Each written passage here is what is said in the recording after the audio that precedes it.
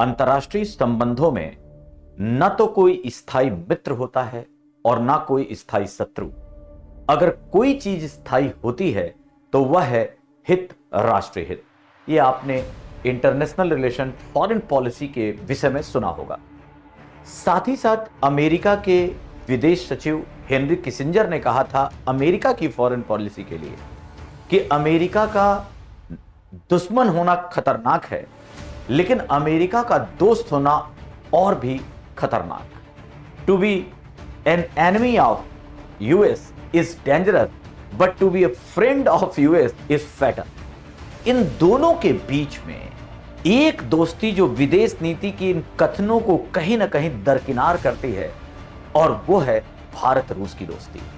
आप देख रहे होंगे पीछे पुतिन साहब भारत आए हुए हैं, और 2021 के बाद जो पुतिन साहब की भारत यात्रा है, वैसे तो ये एनुअल शीर्ष जो हमारे नेतृत्व करता है उनकी मीट का हिस्सा है, पर आजकल की जियोपॉलिटिक्स के समय ये बहुत महत्व रखती है, डायरेक्ट इनडायरेक्ट दोनों। भारत और रूस की दोस्ती के बारे में उन विदेश नीति या अंतर्राष्ट्रीय संबंध के कोटेशंस को क्यों दरकिनार, उसकी शुरुआत, उसकी एक कहानी सुनी।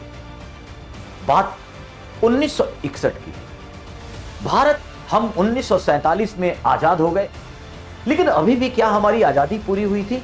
नहीं, अभी गोवा, दमन, दीव बाकी था, क्योंकि पुर्तगाली शासन अभी समाप्त नहीं हुआ था। ऑपरेशन विजय के द्वारा भारतीय सेना जब अभियान पर गई तो इसी समय अमेरिका, फ्रांस, यूनाइटेड किंगडम, ये यूनाइटेड नेशन सिक्योरिटी काउंसिल में भारत के विरुद्ध प्रस्ताव ले आया और बोले ये तो एग्रेशन है, भारत को रोका जाना चाहिए, जहां पर भी ये सेना भेजी जानी चाहिए और इस विजय को रोका जाना चाहिए। तो वहीं पर एक दोस्त काम आता है, और उस समय वह था सोवियत संघ, और सोवियत संघ ने वीटो कर दिया, और उस वीटो से भारत को अवसर मिला, और आज हमारी एकता, अखंडता और भारत की पहचान है गोवा, दमन, दीव भी, और एक तरह से पूरा इंटीग्रेशन हमारा पूरा हुआ। दोस्त ऐसा ही होता है। याद रखिए, सोवियत संघ कम्युनिस्ट विचारधारा से शासित था, और इसी समय भारत में उसके धूर विरोधी विचारधारा, दक्षिण पंथ के माने जाने वाले एक नेता, हमारे पूर्व प्रधानमंत्री अटल बिहारी वाजपेयी ने कहा था, विचारधारा बाद में देखी जाएगी, पहले यह देखा जाए कि विपरीत समय में, बुरे समय में साथ कौन देता है। निसंदेह सोवियत संघ हमारा बेहतर दोस्त है। बात यही नहीं रुकी। 1957 से 1971 के बीच, फ्रॉम 1957 टू 1971, यूएसएसआर ने 6 बार वीटो केवल भारत के विषय पर किया। तो भारत इस दोस्ती को कैसे भूल सकता है? और यहीं से एक दोस्ती ऐसी पैदा होती है दो देशों के बीच, जो केवल एक तरह से रुपया हथियार, रुपया वेपन की दोस्ती नहीं है, व्यापार की दोस्ती नहीं है, हितों की दोस्ती नहीं है, बल्कि ट्रस्ट की दोस्ती है, इतिहास की दोस्ती है। और इसी बात को आगे बढ़ाते हुए भारत और रूस की दोस्ती आगे बढ़ती चली गई। जब प्रधानमंत्री मोदी पहली बार जब प्रधानमंत्री पद का शपथ ले रहे थे और रशिया के साथ रिलेशन की बात हुई, तो उन्होंने कहा कि हमारे यहां तो बच्चा बच्चा जानता है, इवन गांव का बच्चा जिसे आईआर पॉलिटिकल साइंस से कोई मतलब ना हो, अगर उससे भी पूछा जाए कि भारत का दोस्त कौन है, तो बच्चा भी कहेगा रूस। और वो गाना, सर पे लाल टोपी रूसी, फिर भी दिल है हिंदुस्तानी, बच्चे बच्चे की जुबान पे था। और स्वाभाविक था, जब हम लोग छोटे थे या फिर अपने स्कूलिंग फेज से गुजर रहे थे, तो भी मन में एक बात थी कि भारत का अगर कोई दोस्त है तो वो रूस है। अब आते हैं भारत रूस की इस दोस्ती को कैसे और बेहतर तरीके से समझा जाए। पहला दौर तो बड़ा साफ था। जब हम आजाद हुए, हमने गुट निरपेक्षता की नीति अपनाई, नॉन अलाइनमेंट। उधर पूरी दुनिया डाइपोलर वर्ल्ड में बटी हुई थी, या तो एक तरफ अमेरिका के नेतृत्व में, यूएस के नेतृत्व में उदारवादी देश थे, लोकतांत्रिक देश थे जिन्हें फर्स्ट वर्ल्ड कहा गया, और दूसरी तरफ सोवियत संघ के नेतृत्व में वैसे देश थे, ईस्टर्न यूरोप के देश इसमें ज्यादा थे, और जिन्होंने साम्यवाद को अपनाया, कम्युनिज्म को अपनाया, जिन्हें सेकेंड वर्ल्ड कहा गया। लेकिन इसी बीच में हमारी कुछ देशों की नई पॉलिटिक्स, नॉन अलाइनमेंट, जिसमें भारत ने नेतृत्व किया। अब नॉन अलाइनमेंट का मतलब है दोनों ध्रुवों से दूरी, ना तुम्हारी तरफ ना तुम्हारी तरफ। फिर भी धीरे धीरे रशिया के साथ, उस समय का सोवियत संघ के साथ हमारी दोस्ती बढ़ी। मैंने अभी उदाहरण दिया, 57 से 71 के बीच 6 बार वीटो भारत के लिए। इफ एंड बट के साथ, संकोचों के साथ दोस्ती चली रही और 1971 में भारत और रूस के बीच मैत्री, शांति और सहयोग संधि होती है। अब ऑफिशियल ट्रीटी होती है कि यूएसएसआर भारत का दोस्त है। वो भी नहीं भूलनी चाहिए उस घटना को, जब पाकिस्तान के साथ 1971 का भारत का युद्ध चल रहा था, तो अमेरिका ने अपना 7वां बेड़ा भेज दिया था बंगाल की खाड़ी में, और तब कहा जाता है कि न्यूक्लियर पनडुब्बियां, न्यूक्लियर मेरीन यूएसएसआर की तरफ से आई और दबाव बना, और तब वहां भारत की जीत होती है और एक नए देश का निर्माण होता है जिसका नाम है बांग्लादेश। फिर रशिया या सोवियत संघ ने उस समय की दोस्ती निभाई। ऐसे कई मुद्दे हैं, और 71 के बाद, लेकिन 71 से 1991 तक भारत की लगभग हर जरूरतों पर अगर कोई दोस्त था तो वो सोवियत संघ था। चाहे अंतरिक्ष विकास, स्पेस मिशन की बात हो, भारत के ने सोवियत संघ से सहयोग प्राप्त कर कर अपनी इसमें उन्नति शुरू की, सैटेलाइट छोड़े, प्रक्षेपण यान, लॉन्च व्हीकल्स बनाए। हमारे कई ऐसे साइंस एंड टेक्नोलॉजी के कार्यक्रम में, हमारे ऐसे कंप्यूटर प्रोग्राम में, सभी जगह पर रूस साथ देने लगा। उसके साथ लेकिन पहला बड़ा मोड़ आता है जो इंटरेस्टिंग है, और यही मेन विषय है। 1991 में यूएसएसआर कोलैप्स कर जाता है, सोवियत संघ विघटित हो जाता है, और केंद्रीय देश के रूप में अब है रशिया। अब हमारी दोस्ती रूस से होगी, न कि अब सोवियत संघ, क्योंकि सोवियत संघ कोलैप्स कर गया। अब 1991 से 2000 तक आप देखिए, यही वो दौर है जब एलपीजी शुरू होता है, liberalisation, privatisation, globalisation, IT revolution शुरू होता है, और बदलती हालातों में रशिया की भी स्थिति गंभीर थी। भारत के द्वारा भी रिफॉर्म किया जाता है, इकोनॉमिक रिफॉर्म, और इन सारी चीजों में आप देखेंगे कि भारत का झुकाव अमेरिका या पश्चिमी गुट की ओर जाने लगता है। अमेरिका से रिश्ते और उस समय की जरूरत थी। रशिया भी अपने हालात से, जो पॉलिटिकल अनस्टेबिलिटी थी, इकोनॉमिक अनस्टेबिलिटी थी, उन सबसे जूझ रहा होता है। यह एक संक्रमण काल है जब ऑब्वियस सी बात है दोनों इस स्थिति में नहीं थे कि अपनी चीजों को आपसी सहमति से बेहतर कर सकें, लेकिन फिर भी हमारी दोस्ती डिगी नहीं। हम दोनों जहां पर भी संभव हो सकता था मैत्री भाव से आगे बढ़ते थे। कहानी शुरू होती है 1998 में, जब भारत ने पोखरण 2 किया, बुद्धा इस्माइल अगेन। हमने बताया हम न्यूक्लियर पावर हैं, केवल 1974 में एक बार नहीं, 1998 में करके जब हमने दुनिया को भारत की शक्ति दिखाई, लगभग सारे पश्चिमी देशों ने हम पे प्रतिबंध लगा दिए, जापान जैसे देश ने भी प्रतिबंध लगाया, लेकिन फिर एक देश साथ रहा और उस देश का नाम था रूस। उसने कहा कि हम भारत की इस क्षमता का सम्मान करते हैं, उसके परीक्षण की जरूरत को समझते हैं। और इसी तरह से चाहे सुरक्षा परिषद में भारत की स्थायी सदस्यता, permanent membership in UN security council, Russia हमेशा सपोर्ट में रहा है। ऐसे ही अंतरराष्ट्रीय मंचों पर इस दौर में भी भारतीय संवेदना को समझते हुए रूस ने भारत का साथ दिया। लेकिन 2000, जब सन 2000 आता है और बिल क्लिंटन अमेरिकी राष्ट्रपति की यात्रा भारत होती है, 2000 से 2024 तक इसमें निसंदेह इंडो यूएस रिलेशन बहुत तेजी से आगे बढ़ती है। हम एक तरफ अमेरिका के स्ट्रेटेजिक पार्टनर बनते हैं। हमने कई सारे उसके साथ सामरिक समझौते किए, चाहे कामकासा हो, चाहे लेमोवा हो, चाहे बेका हो। इस तरह की बहुत ही कम देशों को उसने वरीयता दी, और यहां तक कि अमेरिका के साथ हमने 2+2 डायलॉग शुरू कर दिया।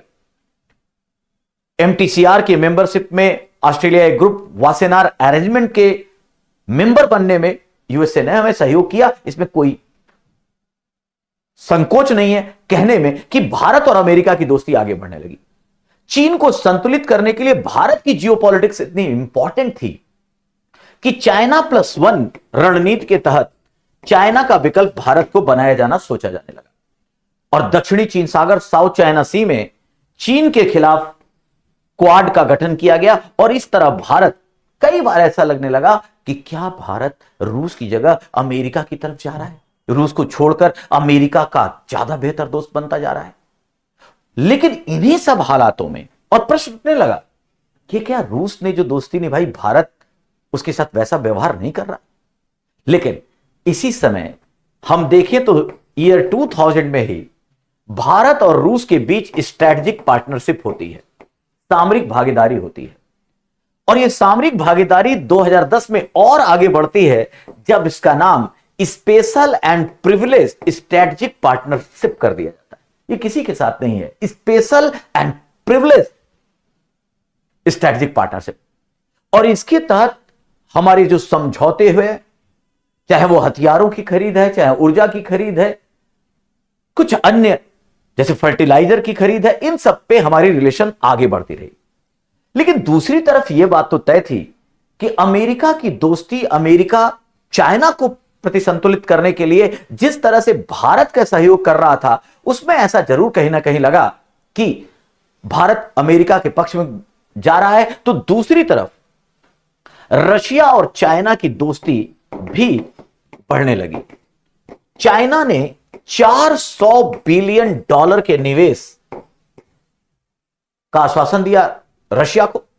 और इस तरह ऐसा लगने लगा कि अजीब सी दोस्ती होती जा रही है, भारत अमेरिका की तरफ जा रहा है और अब चाइना रूस की तरफ जा रहा है। और आज भी चाइना और रशिया कई फ्रंट पे बेहतर दोस्त हैं। तो आखिर भारत कहां है इन सभी?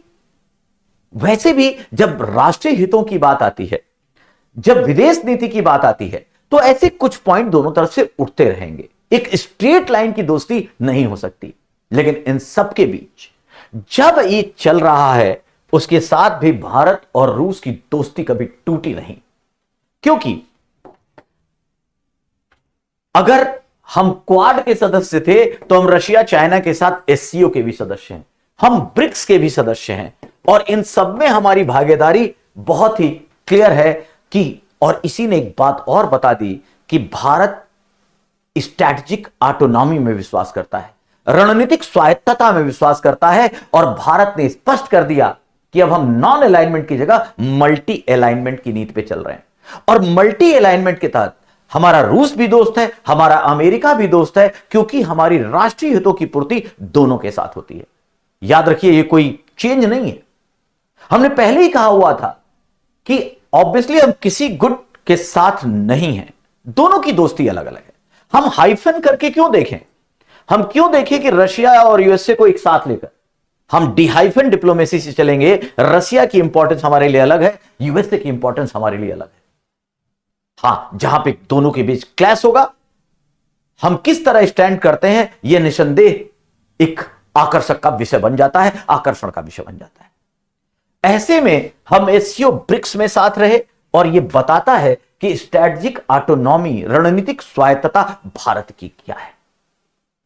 और इसी समय जब हालात बदलते हैं और रशिया यूक्रेन पर अटैक करता है, तो रशिया यूक्रेन के अटैक के समय भारत, एक तरफ आप देखें तो लगेगा कि भारत ने तो रशिया का सपोर्ट नहीं किया, क्योंकि प्राइम मिनिस्टर ने कहा यह युग युद्ध का नहीं है। लोगों ने कहा आप प्रीच कर रहे हैं, उपदेश दे रहे हैं। और संभवतः इसीलिए जब ऑपरेशन सिंदूर हुआ तो भारत के साथ कोई देश, इवन रूस भी खड़ा नहीं था प्रत्यक्ष तरीके से। मल्टी अलाइनमेंट, जिसे हम हेजिंग स्ट्रेटजी भी कहते हैं, हेजिंग स्ट्रेटजी में थोड़ी अनिश्चितता जरूर होती है, क्योंकि यह तय नहीं है कि हम वास्तविक तौर पर किसके दोस्त हैं। तो ट्रांजिशन फेज में ऐसा कहना स्वाभाविक है, लेकिन हमने साफ कहा कि हम युद्ध के साथ नहीं। 5 दिसंबर को जब प्राइम मिनिस्टर मोदी और रशियन प्रेसिडेंट पुतिन साहब की मुलाकात हुई, वहां पर भी साफ कहा गया कि युद्ध हल नहीं है, वार्ता से इसका हल निकालना चाहिए। तो हमने साफ कहा, दोनों ही पक्षों का इस मामले में विरोध किया कि युद्ध नहीं होना चाहिए। अब इसी समय लेकिन जब अमेरिका और पश्चिमी देशों ने रशिया पर प्रतिबंध लगाया और रशिया पर प्रतिबंध लगाकर सभी देशों को धमकी दी कि कोई भी इनके साथ सहयोग ना करे, व्यापार ना करे, लेकिन हमने उस दबाव को नहीं माना और लगातार अपने कच्चे तेल की जरूरत, हमारी ऊर्जा जरूरतों को हमने रूस से लेना शुरू रखा। और रूस से लेना शुरू रखा, हालात ये थे कि 2023 से पहले भारत रूस से केवल अपने जरूरतों का 1% तेल मंगाता था और आज 2025 में यह बढ़कर 35% हो गया है। बीच में तो 40% क्रॉस कर गया था। हमने ये दिखाया कि हमारी स्ट्रेटेजिक ऑटोनॉमी है, हम आपके दबाव में नहीं है। अमेरिका, हमारी रूस से दोस्ती है, हमें जरूरत कच्चे तेल की है, रशिया के साथ हमारा रिश्ता है और इस तरह से हमने अमेरिकी दबाव की परवाह नहीं की। और इसी उसमें आपको पता होगा, ट्रंप ने रेसिप्रोकल टैरिफ के बाद पेनाल्टी लगा दी 25% की टैरिफ की और आज भारत पर अमेरिका 50% टैरिफ लगा रहा है। लेकिन हमने उसकी परवाह नहीं की और कहा कि हमारे लिए, हमारे नेशनल इंटरेस्ट में है, हम अपनी जरूरतें पूरी करते रहेंगे। बात केवल रशिया के साथ दोस्ती निभाने में ऊर्जा संतुलन या फिर कहें ऊर्जा सुरक्षा की नहीं। आप याद कीजिए, जब भारत रशिया से S-400 नामक मिसाइल डिफेंस सिस्टम खरीद रहा था, अमेरिका चाहता था कि भारत उसकी थार्ड प्रणाली ले। थार्ड माने terminal high altitude area defence. लेकिन भारत ने अपनी आवश्यकताओं को समझते हुए थार्ड की जगह लगभग $5 बिलियन के खरीद से समझौता किया S-400 पे। और ये वही S-400 था जिसने ऑपरेशन सिंदूर में गजब का कवच का काम किया। पाकिस्तान ने पूरी कोशिश की कि एक मिसाइल कम से कम दिल्ली पे जाके गिरे, एक भी मिसाइल, और वो भी चाइना के सहयोग से। तुर्की का ड्रोन, सब कुछ नष्ट कर दिया S-400 ने, जिसने साबित किया कि रशिया टेक्नोलॉजी पे विश्वास करना भारत के लिए कितना सही था। तो ये दोस्ती हमारी जरूरत, हमें पता है हमें किसके साथ जाना है। इसके अलावा अभी पुतिन साहब जो इस बार भारत की यात्रा पे है दिसंबर 2025 में, उसमें S-400 की अगली खेप और S-500 उससे भी एडवांस टेक्नोलॉजी की बात होगी। 5th जनरेशन का फाइटर प्लेन आपके पास है ही नहीं भारत के पास। सोचिए, एक तरफ चाइना जैसा देश है, पाकिस्तान अमेरिका चाइना के सहयोग से ऐसे प्लेन पा रहा है, हमारे पास नहीं है। इसलिए भारत ने Su-57 Sukhoi 57 5th generation fighter plane के समझौते की पेशकश की है। बात केवल, और याद रखिए, भारत और रशिया की दोस्ती को केवल वेपन ट्रेड या रुपया और एक तरह से हथियार की दोस्ती नहीं समझना चाहिए। यह दोस्ती इतिहास की है, यह दोस्ती संस्कृति की है, यह दोस्ती ट्रस्ट की है, यह दोस्ती बिलीफ की है। और ये कुल मिलाकर इन सबसे अलग दोनों को एक दूसरे की समझने की है। हमारी जड़ें दोस्ती की इतनी गहरी हैं कि कई बार रशिया की तरफ से या भारत की तरफ से कोई बयान आ भी जाए, कोई पक्ष ले भी लिया जाए उसके विरोध में, तो वो एक आयाम माना जाएगा। रशिया ने कई बार कहा है कि हम भारत की जरूरतें समझते हैं, वह पश्चिमी देशों से जो व्यापार कर रहा है उसकी तरफ झुक रहा है, वो उसकी राष्ट्रीय हित की आवश्यकता है। इसी तरह से भारत अपनी बातों को अमेरिका को भी समझाता है कि रूस से दोस्ती उसकी जरूरत के हिसाब से है, उसे आगे बढ़ना चाहिए। और इस तरीके से अगर इस सम्मेलन को देखा जाए, जब ट्रंप पूरी दुनिया को अपने नीतियों से प्रभावित कर रहे हैं, खासकर टैरिफ की नीतियों से, भारत शिकार बना हुआ है उनकी पॉलिसी का, एक तरफ टैरिफ के द्वारा और दूसरी तरफ अब उनके डार्लिंग बेबी का नाम हो गया है पाकिस्तान। कभी असीम मुनीर को 2-2 बार लंच कराना, पाकिस्तान में तेल की खोज करना, उसके साथ क्रिटिकल मिनरल समझौता करना, IMF से बेल आउट पैकेज दिलाना, यह सब बताता है कि जियोपॉलिटिक्स में अमेरिका की बात जो किसिंजर ने कही थी वो गलत नहीं है।